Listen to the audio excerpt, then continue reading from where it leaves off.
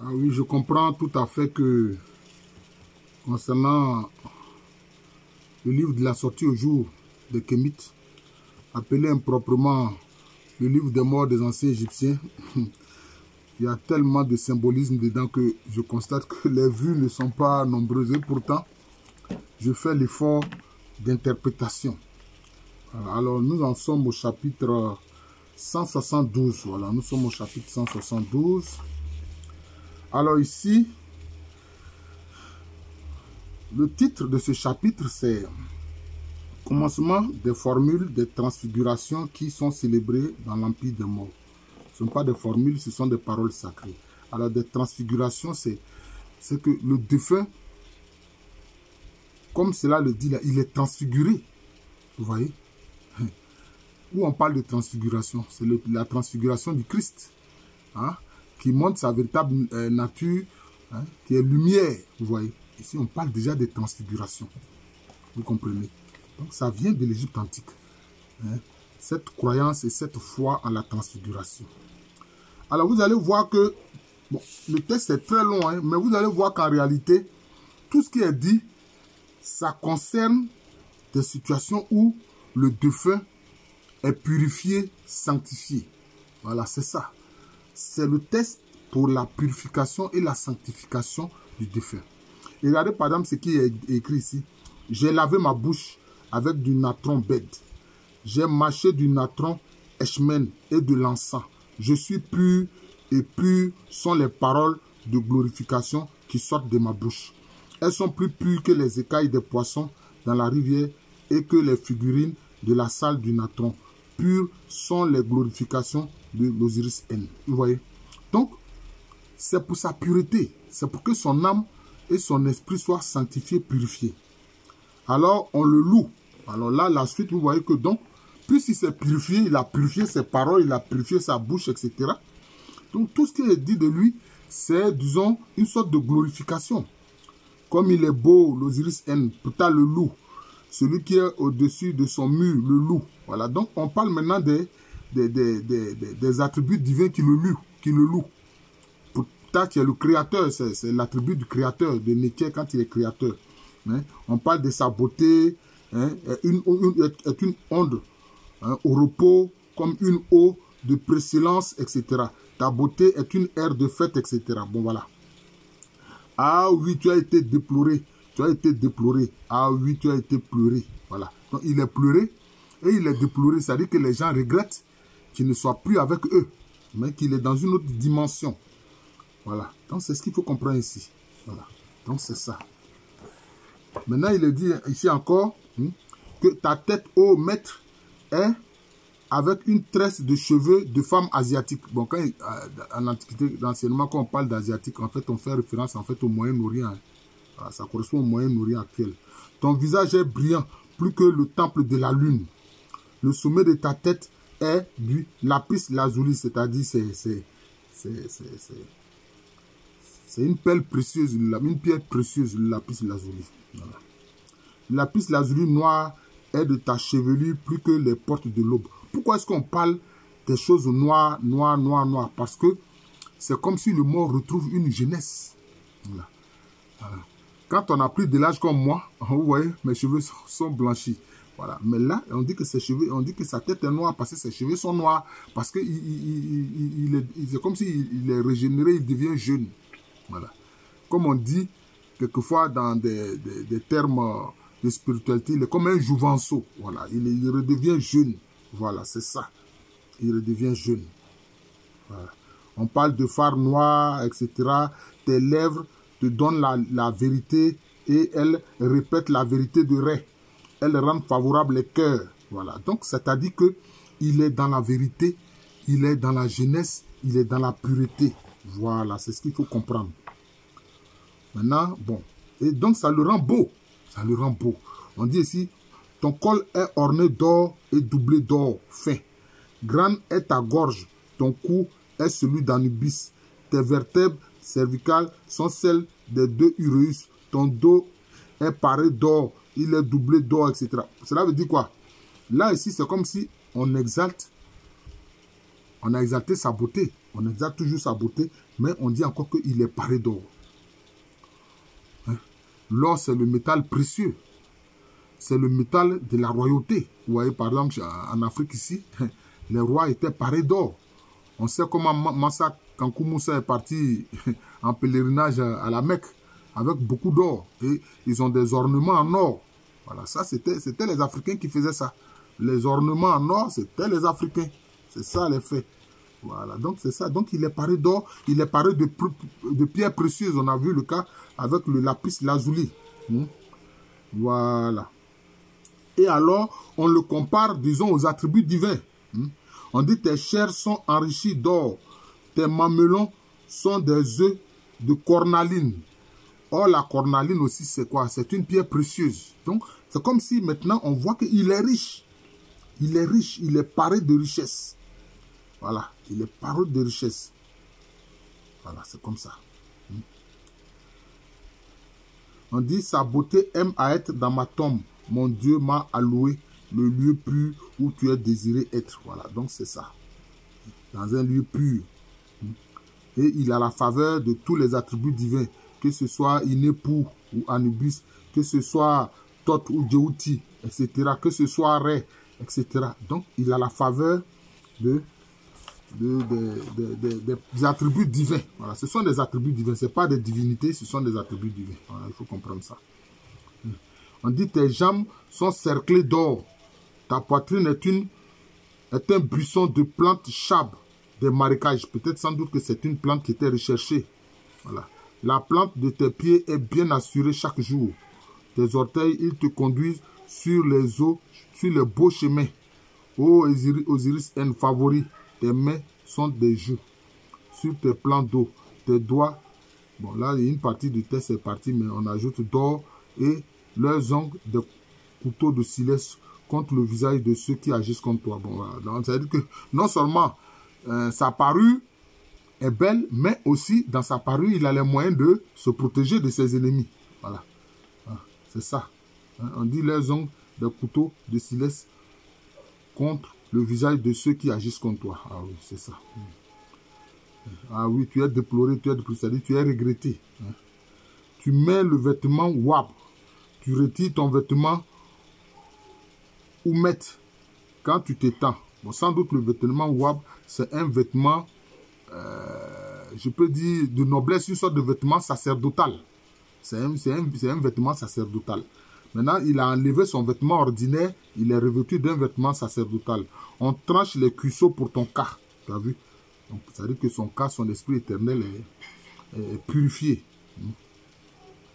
Et les cœurs pour ta momie. Voilà. Tu reçois le tablier en lin de première qualité des mains. Bon, encore le reste à sauter. Bon, il reçoit le tablier. Le tablier, c'est quoi? C'est pour servir, mais ce sont les prêtres qui portent cela. Voilà. Comme aujourd'hui, on le voit. Les maçons viennent mettre des tabliers. Voilà. Viennent mettre des tabliers, ils en font leur affaire. Alors que là, on voit bien que ça vient de l'Égypte antique. Ça vient de l'Égypte antique. Mais quand on met le tablier aussi, c'est pour servir. C'est pour servir. On dit le tablier. Tu reçois le tablier en lin de première qualité. Tu manges du pain sur une nappe qu'a confectionné Taït elle-même. Taït, sans doute que c'est un attribut divin, mais d'un genre féminin. Tu manges le cuisseau, tu dévores la pâte, etc. Rêve te glorifie dans la salle pure. On te lave. Tes pieds sont dans des cuvettes d'argent qu'a fondu l'artisan de Sokar. Voilà que tu manges du pain chénès provenant des hôtels. Donc, tu vois, il mange maintenant le pain des prêtres. Voilà. Puis ça provient des hôtels, il mange le pain des prêtres. Et c'est ce qu'on voit maintenant dans le yavisme. On dit ben, ces pains de proposition-là, c'est les prêtres seuls qui avaient le droit d'en manger. Le commun des mortels n'avait pas le droit de manger ces pains-là. Voilà. Ici, ce défunt, lui, il mange le pain des prêtres. Voilà. Donc, c'est comme ça. Il mange le pain des prêtres parce que c'est comme si lui-même, il a la capacité d'être prêtre. Il est prêtre, il peut offrir des offrandes, notamment aux attributs divins et à la divinité. Voilà. Voilà que tu manges du pain chesnais provenant des autels. Les deux pères divins t'alimentent. Tu manges Bon, ils ont dit sur les deux pères divins. Bon, ça que c'est des attributs divins, mais d'un genre masculin. C'est tout. Voilà. On dit quand tu montes sur Orion, ton arrière, Orion, c'est une constellation qui était beaucoup vénérée, etc. Bon, voilà, donc c'est cela. On dit qu'il monte sur cette constellation-là. Nout, c'est-à-dire le ciel, l'attribut divin du ciel, et ses deux bras sont pour toi. Voilà, donc il a la faveur de Nout, il a la faveur d'Orion, il a la faveur des Ré. Voilà. Voilà. On dit ici à un des attributs divins, prends dans tes bras celui qui a apporté dans mes bras et agissons pour l'Osiris N en ce beau jour. Qu'il soit glorifié, qu'il soit parlé de lui, celui qui sera dans la bouche de tous les enfants. Dresse-toi et prête l'oreille à tes glorifications dans la bouche de ta maison tout entière. Pourquoi il sera dans la bouche des enfants? Parce que pour les enfants, il est comme un exemple. Il est un exemple à suivre. Voilà, il est un exemple à suivre. Voilà. Anubis a mailloté. Ça dit qu'il a été momifié. Voilà. Il a agi pour celui qui l'a loué. Le plus grand des voyants te fait offrande de son vêtement. Voilà. Là encore, c'est un voyant, c'est sans doute un prêtre. Voilà. On lui fait au don du vêtement maintenant des prêtres voyants. Voilà. Il est l'officier de bouche du grand Dieu. Bon, sans doute Néker. Quand tu vas te baigner dans le lac parfait. Voilà, donc là encore, c'est la purification. Tu prépares les offrandes dans les demeures d'en haut. Voilà, les demeures d'en haut. Le ciel. Et les maîtres d'Héliopolis te rendent hommage. Tu présentes l'eau de Ré dans une aiguille et le lait des deux grandes pierres, des deux grandes jarres. Tes offrandes sont entassées sur l'autel. Voilà, donc il envoie de l'eau, puis il envoie du lait. Voilà, c'est cela. Donc ce sont des offrandes très importantes. Voilà. On dit tes pieds sont lavés sur une pierre d'argent. Bon, ils ont mis sur une pierre, mais ils ont mis en parenthèse d'argent. Au bord du lac du Dieu. Quand tu sors, tu vois Ré sur les piliers. Les bras de Nout sur la tête de une Moutef. Sur les bras de Poaout. Qui te fraye le chemin afin que tu vois l'horizon, le lieu pur où tu aimes à être. Bon, donc cela veut dire que on voit ici que les attributs divins lui sont favorables. Après ces offrandes de l'eau pure et du lait. Voilà. Il voit Ré. Il voit Ré sur les piliers. Bon, le pilier, ça représente, disons, je peux dire, le sexe masculin qui donne, je peux dire, la sémence. Il donne la sémence. Et ici encore, il a la faveur du bras de Nout. Il a la faveur d'une Moutef, sans doute une âme sanctifiée aussi. Du Poaout également, les bras du Poaout. Donc, on lui ferait un chemin pour qu'il soit là où le lieu, pour être dans le lieu plus où il devrait être. Voilà, c'est ça. Donc, on lui ouvre le chemin de quoi? De la béatitude. Le chemin de la béatitude, c'est ça. On partage pour toi les offrandes devant Ré. La partie avant t'appartient, la partie arrière t'appartient. Conformément à ce qu'on a ordonné pour toi, Horus et Thoth, ils ont cité l'Osiris N qui voit ce par quoi il est un esprit Ak. C'est-à-dire il est un esprit pur. Voilà. Et lui-même, il bénéficie des offrandes. On dit que ce qui la partie avant lui appartient, ce que la partie arrière lui appartient. Qu'est-ce qu'il faut entendre par là? La partie avant, c'est la tête. La partie arrière, ce sont les pattes. Et ça, c'est important. C'est important. D'ailleurs, chez les Akans, le peuple Akan le plus connu, c'est le peuple Ashanti. Quand on fait le rite en hommage à la terre-mère, à la terre-mère, on lui offre la tête et puis les pattes. On lui offre la tête et les pattes. Et aussi la peau d'ailleurs, aussi la peau. Vous voyez, donc c'est ça. La tête, la partie avant, la partie arrière. Parce que c'est comme s'il y a une communication entre la partie avant et la partie arrière. Hein. La tête a un lien très fort avec les pieds. Hein, il faut savoir cela.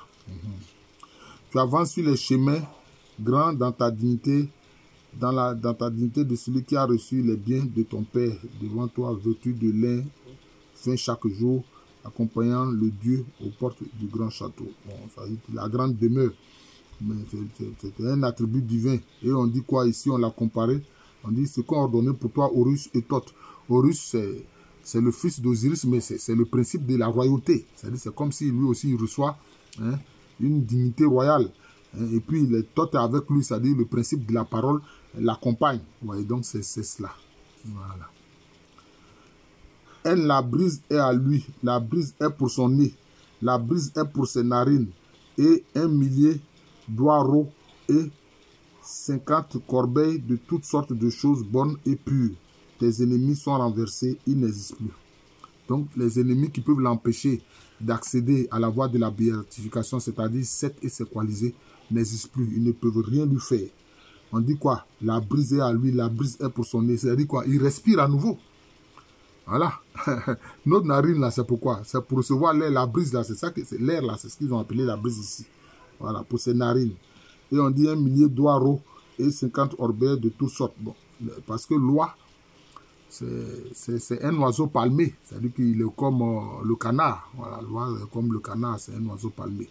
C'est un oiseau qui est considéré noble.